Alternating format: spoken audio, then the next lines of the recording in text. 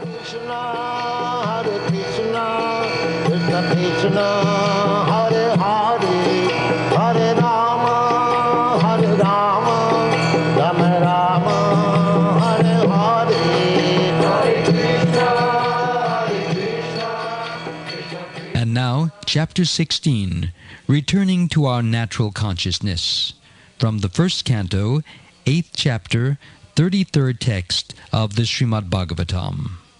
Hare Krishna, Krishna Krishna, Hare Hare, Hare Rama, Rama Rama, Hare Hare, Hare Krishna.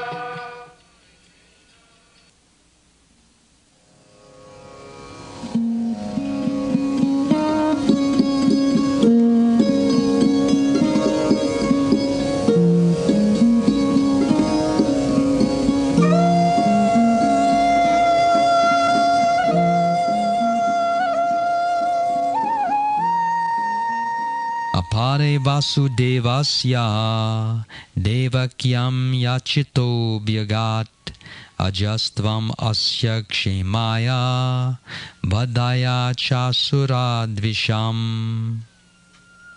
Translation. Others say that since both Vasudeva and Devaki prayed for you, you have taken your birth as their son. Undoubtedly you are unborn, yet you take your birth for their welfare and to kill those who are envious of the demigods.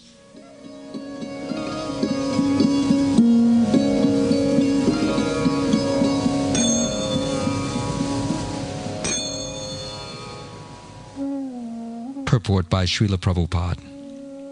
It is also said that Vasudeva and Devaki, in their previous birth as Sutapa and Prishni, underwent a severe type of penance to get the Lord as their son.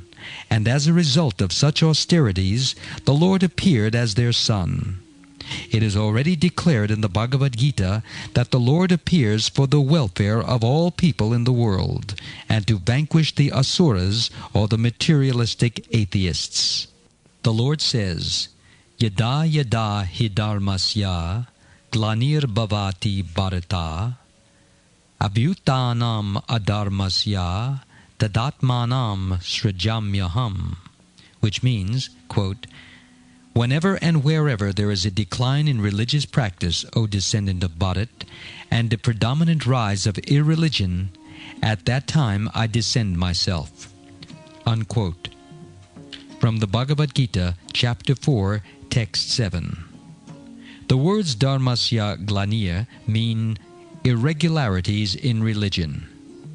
When there are irregularities, religion becomes polluted. In human society, there must be a proper balance between spirit and matter. We are actually spirit-soul, but somehow or other we have been encaged within material bodies. And as long as we have these bodies, we have to accept the bodily necessities of eating, sleeping, mating, and defending, although the soul itself does not need these things. The soul does not need to eat anything. Whatever we eat is for the upkeep of the body. But a civilization that simply looks after these bodily necessities and does not care for the necessities of the soul is a foolish, unbalanced civilization. Suppose one merely washes one's coat but does not take care of one's body. Or suppose one has a bird in a cage but merely takes care of the cage, not the bird within it. This is foolishness. The bird is crying, "Kaka! Give me food! Give me food!" If one only takes care of the cage, how can the bird be happy? So why are we unhappy? In the Western countries, there is no scarcity of wealth, no scarcity of food, no scarcity of cars, and no scarcity of sex. Everything is available in full abundance. Then why is there still a section of people who are frustrated and confused like the hippies? They are not satisfied. Why? Because there is no balance. We are taking care of the necessities of the body, but we have no information of the soul and its necessities. The soul is the real substance, and the body is only a covering. Therefore, neglect of the soul is a form of dharmasya glanir, pollution of duty.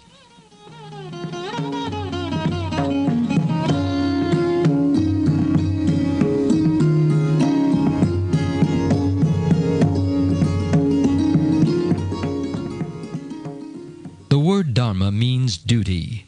Although the word dharma is often translated as religion, and religion is generally defined as a kind of faith, dharma is not, in fact, a kind of faith. Dharma means one's actual constitutional duty. It is one's duty to know the needs of the soul, but unfortunately, we have no information of the soul and are simply busy supplying the necessities for bodily comfort.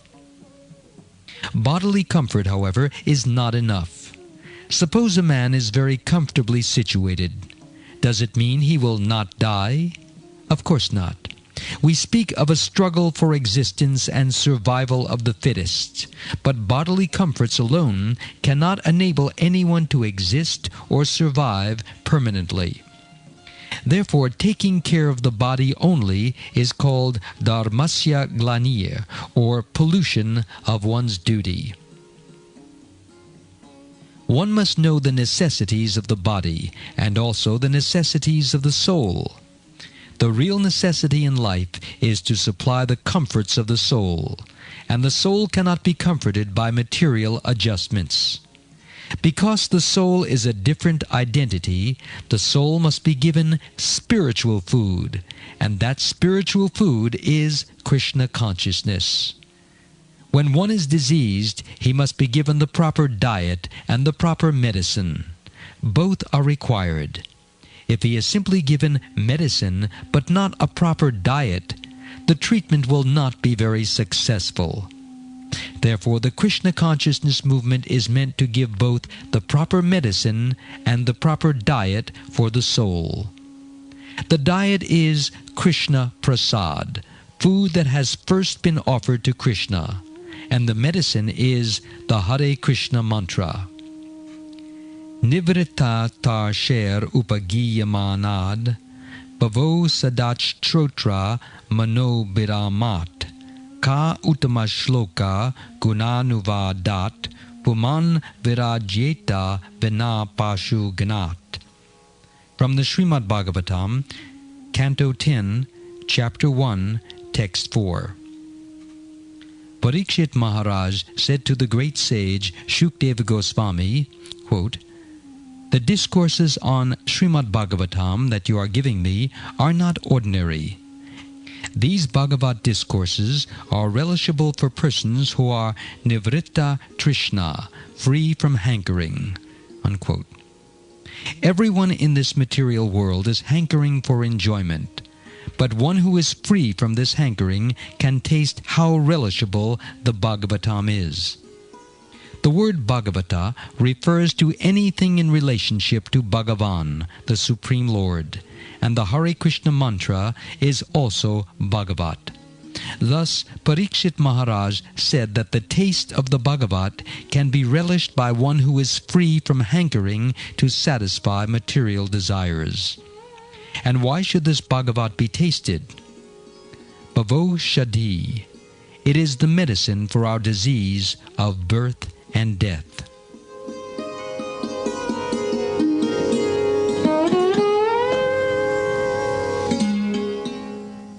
At the present moment, we are in a diseased condition. Materialists do not know what is disease and what is health. They do not know anything, but still they are posing as great scientists and philosophers. They do not inquire, "I do not want to die. Why is death enforced upon me?" Nor do they have any solution to this problem. But still they call themselves scientists. What kind of scientists are they? Advancement in science should bring about knowledge by which misery can be minimized. Otherwise, what is the meaning of science? Scientists may promise that they can help us in the future, but we may ask them, "What are you giving us right now, sir?" A real scientist will not say, Just go on suffering as you are suffering now, and in the future we shall find some chemicals to help you. No. Adyantika dukkha nivriti. The word adyantika means ultimate, and dukkha means sufferings. The aim of human life should be to put an end to the ultimate sufferings, but people do not even know what these ultimate sufferings are. These sufferings are pointed out in Bhagavad Gita as Janma Mrityu Jara Vyadhi, birth, death, old age, and disease. What have we done to nullify these sufferings? There is no remedy for them in the material world. The ultimate way to relinquish all kinds of suffering is stated in Bhagavad Gita, chapter 8, text 15, where the Lord says, Mam upetya puna janma dukhalayam ashashvatam napnuvanti mahatmana samsiddhim paramam gata, which means, quote, after attaining me, the great souls, who are yogis in devotion, never return to this temporary world, which is full of miseries, because they have attained the highest perfection. Unquote. Thus the Lord says that one should approach Him and go back to Him, back home, back to Godhead. But unfortunately, people have no knowledge of what God is, whether one can go back home to Him or not, and whether or not it is practical. Because they have no knowledge, they are simply like animals. They pray, O God, give us our daily bread. But now suppose we ask them, what is God? Can they explain? No. Then whom are they asking? Are they merely praying into the air? If I submit some petition, there must be some person to whom the petition is submitted. But they do not know who that person is or where the petition is to be submitted. They say that God is in the sky, but there are also so many birds in the sky. Are they God? People have imperfect knowledge or no knowledge at all. Nonetheless, they pose as scientists, philosophers, writers, and great thinkers, although their ideas are all rubbish.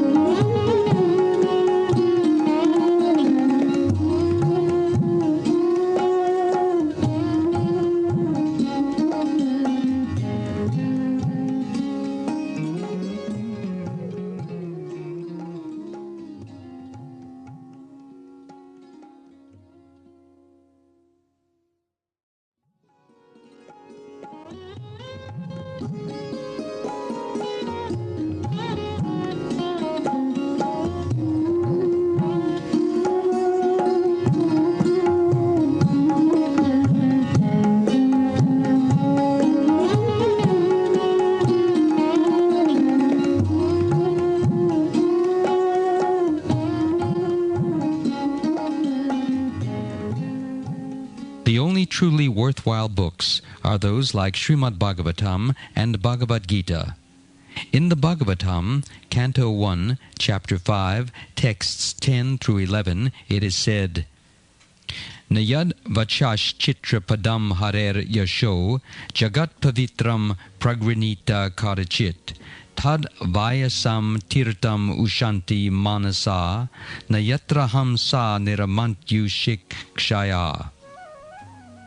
Which means, quote, those words which do not describe the glories of the Lord, who alone can sanctify the atmosphere of the whole universe, are considered by saintly persons to be like unto a place of pilgrimage for crows.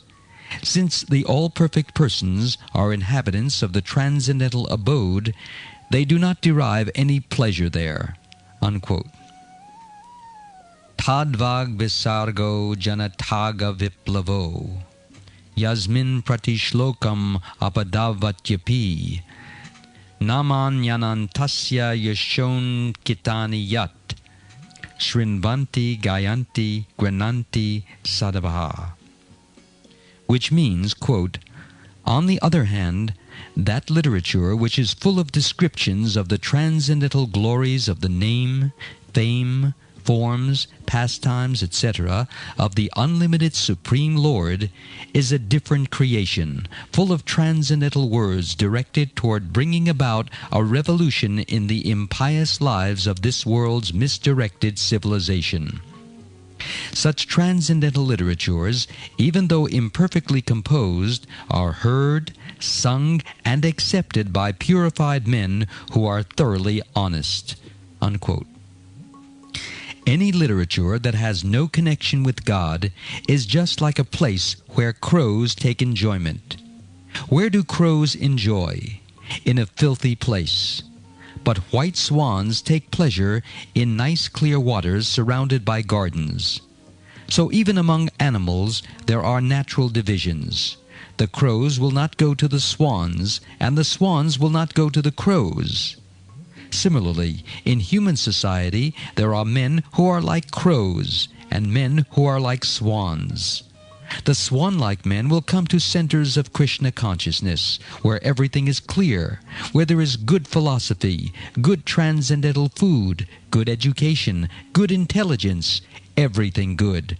Whereas crow-like men will go to clubs, parties, naked dance shows, and so many other such things. So the Krishna consciousness movement is meant for swan-like men, not for men who are like crows. But we can convert the crows into swans. That is our philosophy. Those who are crows are now swimming like swans. This is the benefit of Krishna consciousness.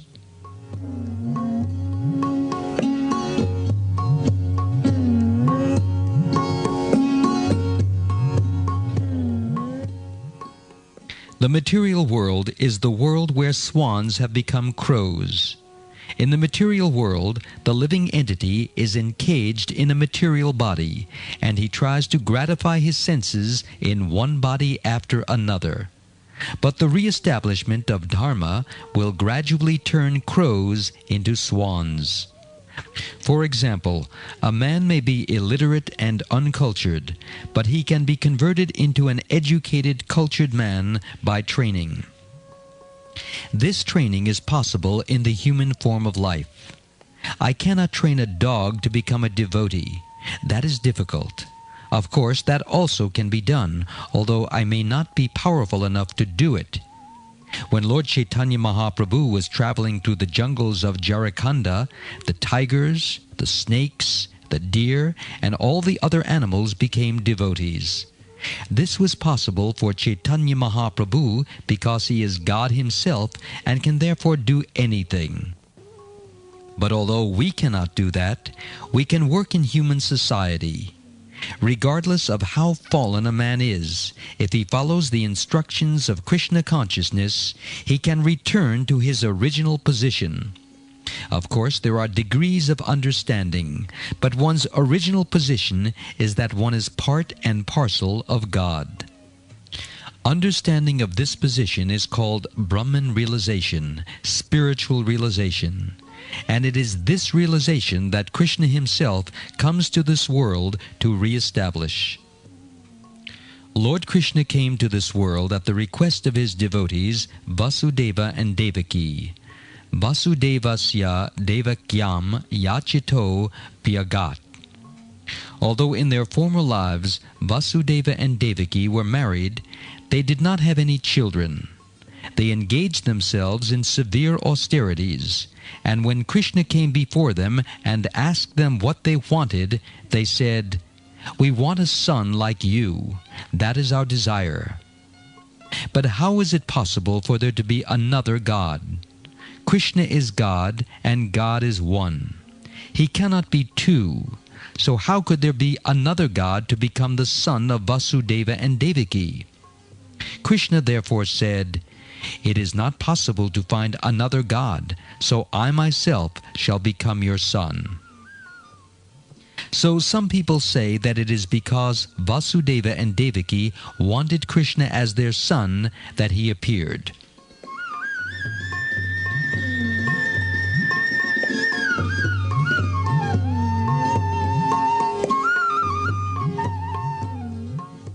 Although Krishna actually comes to satisfy his devotees like Vasudeva and Devaki, when he comes, he performs other activities also. Vadhaya cha sura dvisham. The word vadhaya means killing, and sura dvisham refers to the demons who are always envious of the devotees. Krishna comes to kill these demons. An example of a demon is Hiranyakashipu. Because Prahlad Maharaj was a devotee, his father, Hiranyakashipu, was so envious that he was prepared to kill his own son, although the little boy's only fault was that he was chanting Hare Krishna. This is the nature of demons. Jesus Christ also was killed by the Sura Dvisham, those who were envious of him. What was his fault? His only fault was that he was preaching about God. Yet he had so many enemies who cruelly crucified him. Therefore Krishna comes to kill such Sura Dvisham. This killing of the envious, of course, can be done without the presence of Krishna. By setting to work the natural forces of war, pestilence, famine, and so on, Krishna can kill millions of people. He does not need to come here to kill these rascals, for they can be killed simply by his direction or nature's law. Shrishti Stiti Pralaya Sadhana Shaktir Eka, from the Brahma Samhita, chapter 5, text 44. Nature has so much power that it can create, maintain, and annihilate everything. Shrishti means creation. Stiti means maintenance, and pralaya means destruction. Nature can create, maintain, and also destroy. This material cosmic manifestation is being maintained by the mercy of nature, by which we are getting sunlight, air, and rain, by which to grow our food so that we can eat and grow nicely. But nature is so powerful that at any time it can destroy everything simply by one strong wind. Nature is working under the direction of Krishna. Mayadhyakshena prakriti suyate sa characharam. Therefore, if Krishna wants demons killed, he can kill millions of them with merely one strong blast of nature's wind. So to kill the demons, Krishna does not need to come. When he comes, he does so because he is requested by his devotees like Vasudeva and Devaki, as Kunti Devi indicates by using the word yachita, meaning being prayed for. Therefore the real cause of his coming is at the request of his devotees. But when he comes, he simultaneously shows that he is prepared to kill anyone who is envious of his devotees. Of course, his killing and maintaining are the same, because he is absolute. Those who are killed by Krishna immediately attain salvation, which generally takes millions of years to get.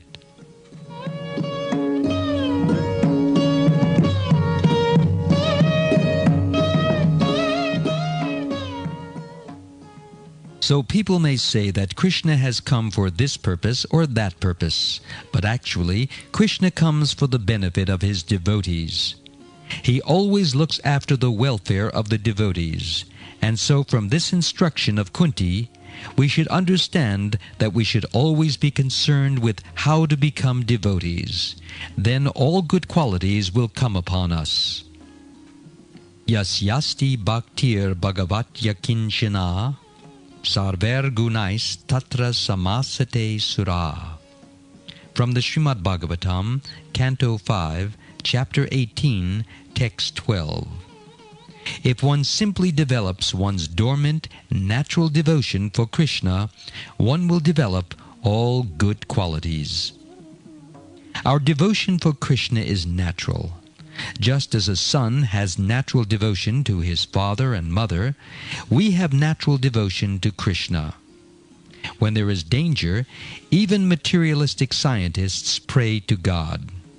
Of course, when they are not in danger, they defy God, and therefore danger is required in order to teach these rascals that there is God. Jivera Svarupa Haya Krishnera Nitya Dasa. Our natural position is to be dependent on God. Artificially, we are trying to banish God, saying, God is dead.